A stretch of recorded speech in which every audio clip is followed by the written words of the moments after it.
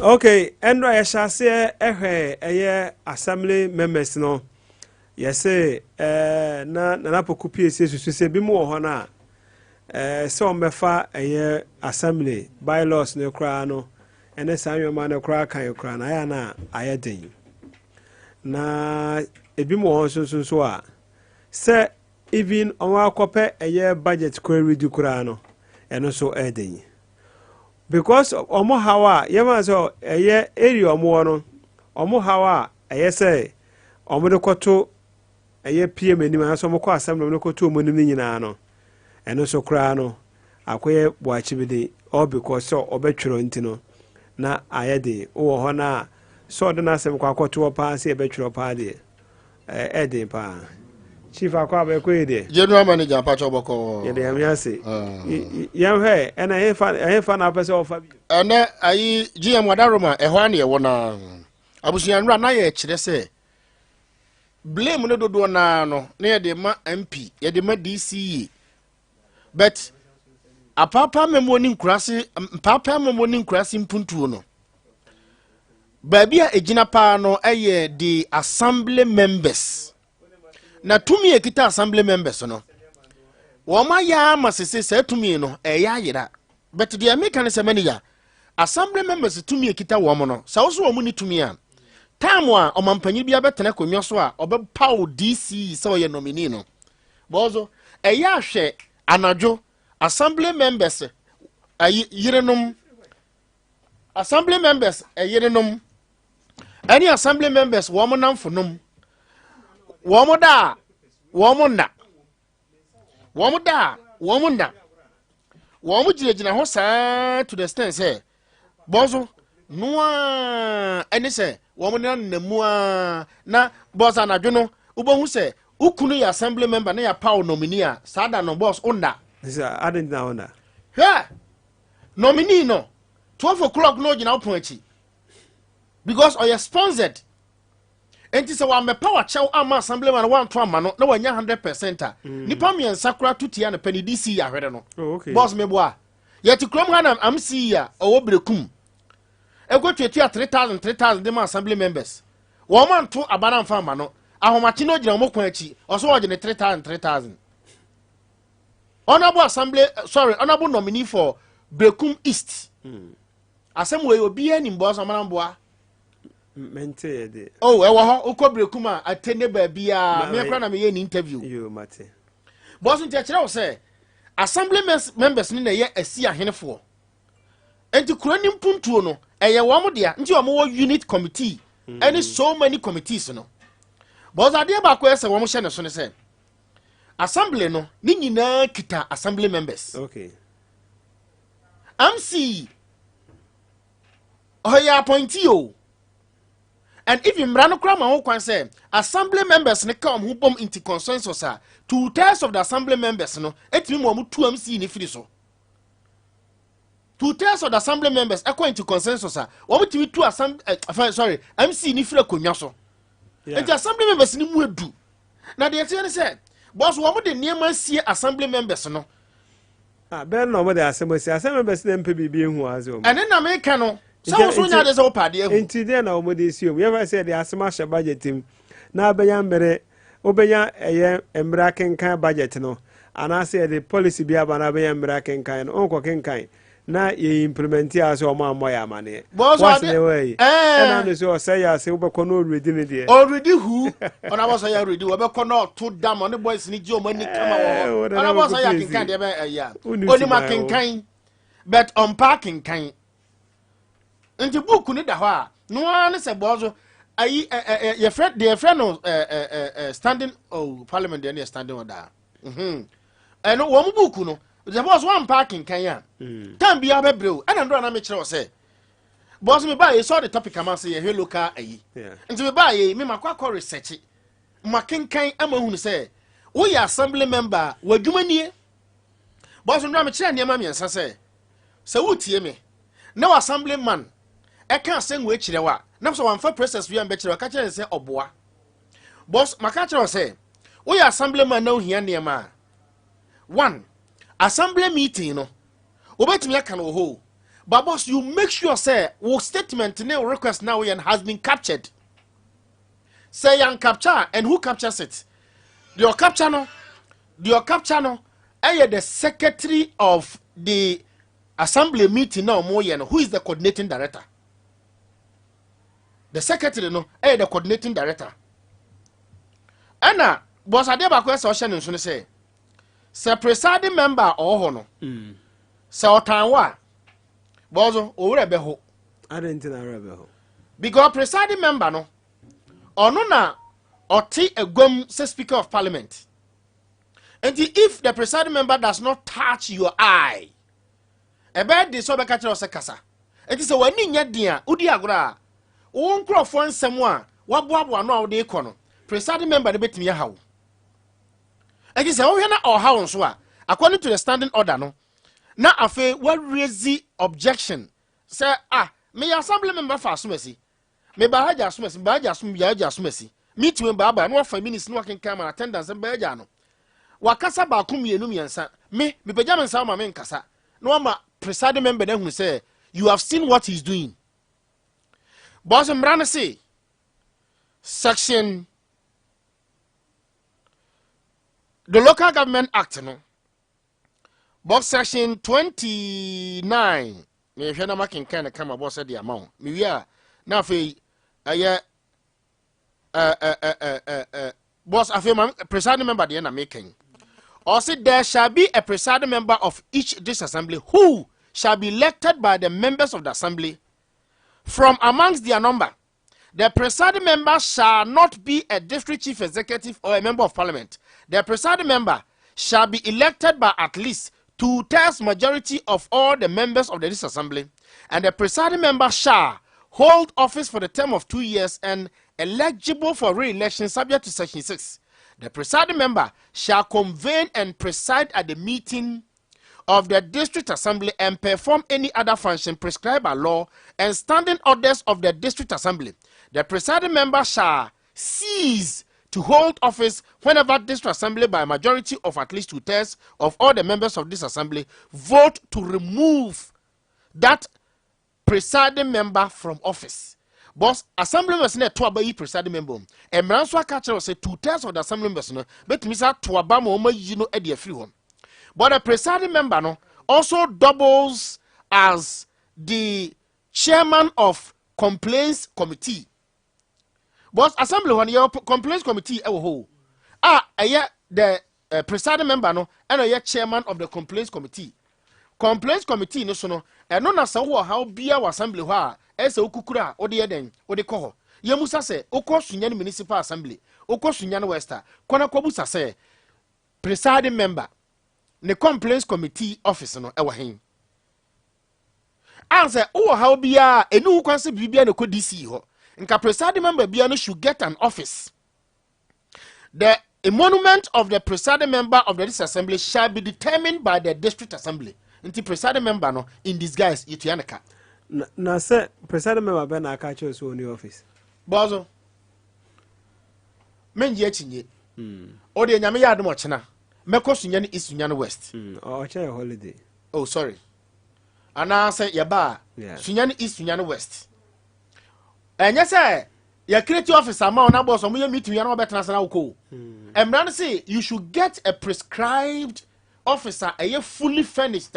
So wuni wa your secretary should be at the presiding officer's office. As a wuni wa bet my representative report will be a course of the man.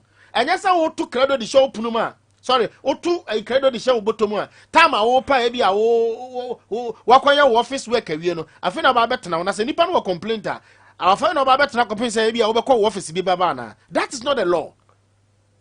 But that is not the law. And a boss too. So yeah, assemblyman. Now padia one medical catcher say so mo ya assembly meeting ya. Ubetimi e de won sem aba me penkwase assemblyman. Na me here street light ubetimi can all right. But boso you make sure say what assembly abeka bia no has been captured in the meeting by the secretary now. By the secretary of the meeting. Who the secretary of the assembly is the presiding is the coordinating director. And the boss, a wet man can say, what Peja wants a one, oh, Cassa.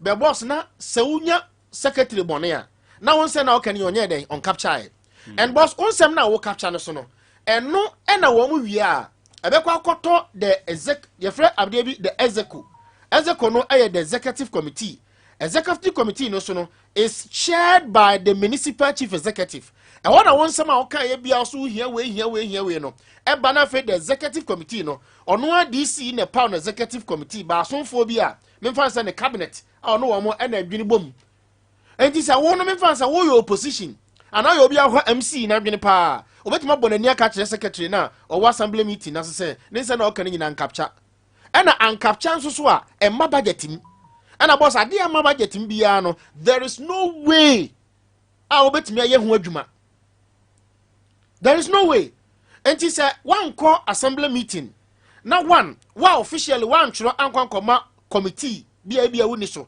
wotimi chro koma committee ni say committee we me here we boss and so one wo so one call assembly meeting ama man capture na won so one call kan kire MC ama MC no amfa nko executive committee a na so omu wie na baka say o many MC adi nkomo o say ye light no ye benya oboa boss any budgeting eni nti ama enkura na se no ya ye kwa ye bre no because assembly members ni nya time nko assembly meeting enjo nya time nko assembly meeting no wo assembly meeting ase na so raise say ya assign sagobesa da adonfo kwadwologo adongofo wo mu ni nkani a wo mu ni a friend say hospital wo mu ni cheap compound na for wo capture nti wo mu eye budget na because of say it's been captured into no na ba budget nim at the executive committee meeting na MC na tro say nkrofo we mumfa wo toilet ne mo mumfa we mo mumfa wo sata na onim sika eda ho assembly no foto eda ho be say wo ma meka na oni abi kokoka na omo ye sa ade ni wie pe boss ebe ye den se wan kasa no boss wade bia ho metima ye den wo metima ye ere na ma assembly members ne dodo na ebi ho a wo mo entimi enya den enye wo mo adwuma ni yie no enye se bia wo mo bon no wo ma bon boss ayina meka ne ye the public relations and complaints committee every assembly shall have public relations and complaints committee with a presiding member as the chairman. Receive complaints made against the conduct of members of the assembly from public and make recommendations to assembly. All problems within the district or the electoral area must be addressed at the public relations and complaints committee chaired by the presiding member. Boss, what must say? Yeah, so no beto mo chief akwaba. Boss, me patch me Joseph.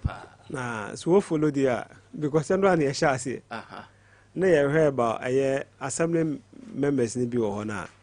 Na ebi mo ho na say omo betumi mostly na ya na omo committee na kasa kra ya omo den. Na ebi won so say obetwero ade ne kra no e de akọ assembly meeting kra no ontwero nko. Intina omo nyomo aye so omo ye no.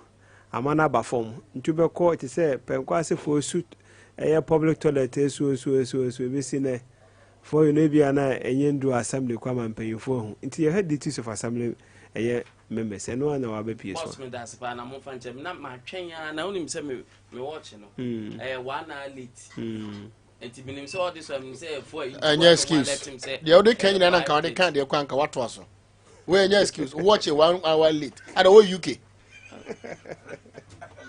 Nti tambe na ahwe so anopa oba ya oba adwuma no pay. The American say assembly members. Afi na wo ko right. You obi say na boku a. Akwa assembly ba. No na boku dey so akwa election 3 times we lose. Ba ko mo betini by 1 vote. Second one so 3 votes. And the last one here 10 votes. Nti me say no oyo unpopular na see say we jai. Opo nko biem no we. Say da form a. Manager, me say we nya obi ti say da boku ko assembly man. An assembly member no kwa obeti ma choro e di amount and it will be helpful say nya agenda na dey no de be kwa or one of the best candidates that can help assembly members say wo kroma almost research amaye manager say 85% e deal 85% me just so omo ye tena boss say wo yi mu enipa 1 2.5 omu biaka ni nyina emwaye obi kwa assembly ho onkasa da assembly kura no te say parliament e beka say e bia way number of years in sitting arrangement though almost style of arrangement no but they are easy to be identified obi on ma manager obetina oduma problem ba no aka say oh and the menu ane kind of crime so e bi wo me hosa but so no abetwere problems a mo face don't even how to lobby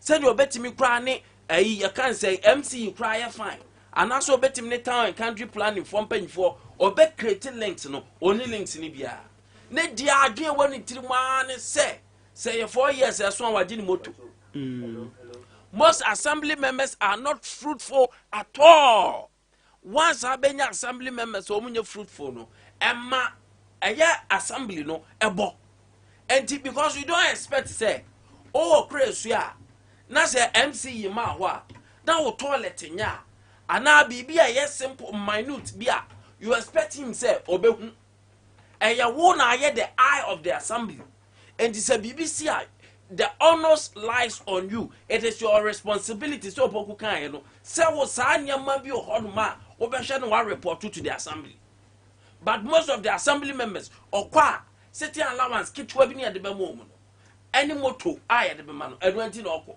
obi so kwa assembly because of honorable ye de be frɛ no honorable dey done so no keke no ana obe frɛ no ask how many assembly members and enye general project bi na e bia ka say light bulbs aba ye chama obi a bi na assembly o wanya bia odo akasa identify a particular ye can say issue and answer case bia what present e wa assembly a we use ne lobbying skills am ya kwakoye. Most people are not interested in the assembly elections. So actually the system am I editing assembly election manager? The idea is that it will train future member of parliament and ministers. And right from the word go, obi ba be committee member, obi committee chairman. Na enkakra wa graduate about the assembly. And you for assembly now fe you so one year do. Then hopefully you can be a member of parliament. Ejo show bi say John Dramani Mahama o show bi say pa kwesi ndumo o twa mpanyfo bi a kwakwagema manu they started from the assembly election assembly leadership anom dia drew member of parliament and obi so dia drew ministerial that was how they were trained na obi a ye be training na obi free assembly obi drew parliament you know you see how articulate and how dynamic these people are but they say no most people when we say assembly election no and our assembly governance no it's not effective and the one hour tenure opportunity so be a member of parliament no they are people who come from school politics and school leadership. The assembly is failing its role and they be a mechanic say those assemblies like assembly members say by appointment by then they yen training them na yen to aba based on the political party. But the government appointing in their constitution says a government be appointed. Oh yes, but every constitution can be amended. It can be amended. Say a crime bound sir. But the Americans say even if manager because of the loopholes and how our assembly governance and other I think say we should do it in a proper system, sir. I think we should pay them. Young assembly members at least Bosomi should not take 1 million krana on say a so he has a responsibility to deliver. Because the assembly say a bit more higher almost a same form in Tiase on to me and perform Bebre because assembly problems here Nimoto now watching or one I didn't seek a top to room. Lord, your compass, so I saw Mark check 1 or 2 issues in the electoral area. Okay. The presiding member, the coordinating director, and the DCs no who assembly messiah brofo. Brofo. But assembly members in the binum ente brofo. Oh, Bebre nante brofo. So because you are free the deprived areas, we are hard working. One more microphone pay one bet one to brofo. You want to compete and that's what brofo. Oh no, so now we are university. They're not pie way, no. Otega. Oh no, to brofo. But we need. Oh, we need. I know be 2 by 10 votes and 1. Don't know victim by 2 votes. No. Otega na first one. Honorable Akoma and first Ono be 2 by 1 and Otega beaten by 2 and Akresi beaten by Otega now so pai on no papa jano. Or papa jano be 2 by 2. But Busanza boss Me ba to boss. That's all right. All rashibi. Oh, Yeah. Last one here. Last one here, Honorable Akresi be 2 by 20 votes no. That be 10 votes. Hono na yo. Ono na oyo university ni no. Ono na ko university, o mo se ono ko investment ko invest in man ko no. Nti ono so ye no, e na obi nso so a ono so twa ono so twitwinka, na kinka ni so tu university ni no. Akwa aboa. O ampa, o ko wa se ono bu se edu, twitwinka. But nti ade ba kwa me chere. Won say wo mo de brofo hu assembly members no. Yes, sorry. But according to Emra no say, so wo mo te executive committee no so mo ko assembly meeting na. Or say the assembly may conduct, or the EC, executive committee, or the assembly may conduct its business in English language. Yeah. And any other Ghanaian language common to the community in the district during the meeting. What's what here? Yeah, bro, phone call. There be one more pet no the brofasha here. Boss, one call no the brofasha here. Every assembly member no the company. Paper no credit at what you So, if you are the company, but if you are frafreni, allow the assembly member to speak in the language he speaks and understands. That be, ladies and gentlemen, now presiding member Nasha Brofasi. Honorable members, you are welcome to the district. The budget open at page 22. So, what you now to Brofasi budget? But your budget no honor Taka Brofo. But the Mra has stipulated say in Ghana, the EC may conduct its business in English language in any other Ghanaian language that the person understands or the assembly member speaks. Okay. Exactly. Okay. Yes. Mukwana mo de brofo that the assembly members ni say do na so shadanti brofo nti. Yeah, time omo to abama PC, anytime omo to abama MC and DC, omo ka twi ni bono a wo be. Yes. But the drew budget ni pe. No mo de brofo. For ba pe. Okay. Ya me boy next week ni be hwe senior also omojumanity. Boss next week you be invite assembly members. Say nsema ye kanie. Nti wo mu nyia no. Okay. Ya nhwe dwom esu mu akwan a wo nso mutimi nkasa. Na bi wo ha na odin kan gini sike wakwa GMC 2000 3000. Uwi apa so sanso ye okwan. Eno na dia asem ne beba no. Sitting allowance the boss akwa 60 20. O tele kan ti afa na oba odu wo ha okwa. Na sam si ni su tuatua ma assembly members ni before sign on 100%. Wahu owie so a na make say obeji ska no. Eno na honorable MC bi wo ayikuro bi ampese bodi nkan no so de mo nyeje mo common fan na mudi no. No. Ye ko news wa ko fa news 6 yakopọ bo a.